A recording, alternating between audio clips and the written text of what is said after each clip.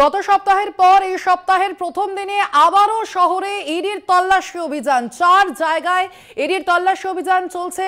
শঙ্করাঢ্যের চৌরঙ্গি লেনের অফিসে ইডি অভিযান চলছে, পাশাপাশি কলিন স্ট্রিটেও তল্লাশি অভিযানে পৌঁছেছে ইডির আধিকারিকেরা।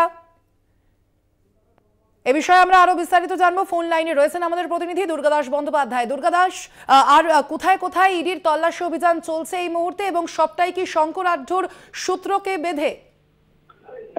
এক প্রকার বলা যেতে পারে যে শঙ্করাঢ্যের বিভিন্ন যে জায়গায় অফিসগুলো রয়েছে সেই অফিসগুলোকে কেন্দ্র করেই কিন্তু একদিকে যেমন সল্টলেক সেক্টর 5 থেকে শুরু করে বিস্তীর্ণ অঞ্চলে, অন্যদিকে শহর কলকাতাতেও কিন্তু এই চৌরঙ্গি লেনে যে তার যে অফিস রয়েছে সেখানেও কিন্তু ইডির আধিকারিকরা আজকে রেড চালাচ্ছেন। এবং সব থেকে বড় বিষয় যেটা হচ্ছে যে রেশন কেলেঙ্কারির সঙ্গে যুক্ত শঙ্করাঢ্যের এই যে ব্যাপক বিপুল পরিমাণ আর্থিক লেনদেনের যে হদিশ ইতিমধ্যেই ইডি আধিকারিকরা পেয়েছেন, তার রেস ধরে, তার সূত্র ধরেই বড় সড় অ্যামাউন্ট দেশের বাইরে লেনদেনের বিষয়টিকে যাতে তারা তদন্তে মানে স্পষ্টভাবে তুলে আনতে পারেন সেই লক্ষ্যেই কিন্তু বিভিন্ন ডকুমেন্ট এবং বিভিন্ন রকমের যে তার অ্যাকাউন্টস গুলো রয়েছে ব্যাংকের লেনদেনের, সেই অ্যাকাউন্টস গুলোকে বার করে আনার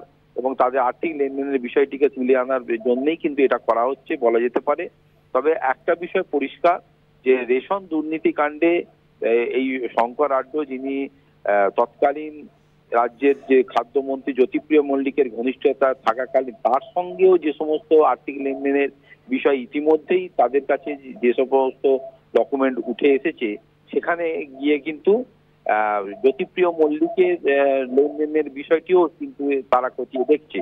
পাশাপাশি আজকে যেটা উল্লেখযোগ্য যে সন্দেশখালী ঘটনার পর আজকে ইডি আধিকারিকরা কিন্তু প্রচুর পরিমাণে যেখানে যেখানে রেডে গিয়েছে সেখানে প্রচুর পরিমাণে সেন্ট্রাল ফোর্স ডিপ্লয় করেছে। এবং সেন্ট্রাল ফোর্স কিন্তু মাথায় হেলমেট থেকে গায়ে জ্যাকেট পরা, হাতে ইনসাস রাইফেলের পাশাপাশি কিন্তু তারা লাঠি এবং কমব্যাট ফোর্স যে সমস্ত যেভাবে থাকে সেই অবস্থাতেই রয়েছে যে কোনো পরিস্থিতি মোকাবিলার জন্য।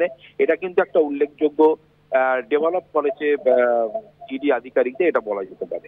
একেবারেই দুর্গা, অর্থাৎ সন্দেশখালী এবং বনগাঁর ঘটনা যেন আবারও পুনরাবৃত্তি না হয় সেই দিকে নজর রেখে বাড়তি নিরাপত্তা ব্যবস্থা নিয়েই কিন্তু যেখানে যেখানে ইডি আধিকারিকরা তল্লাশি অভিযানে গেছেন সেখানে পৌঁছে গিয়েছেন। ধন্যবাদ তোমাকে দুর্গা।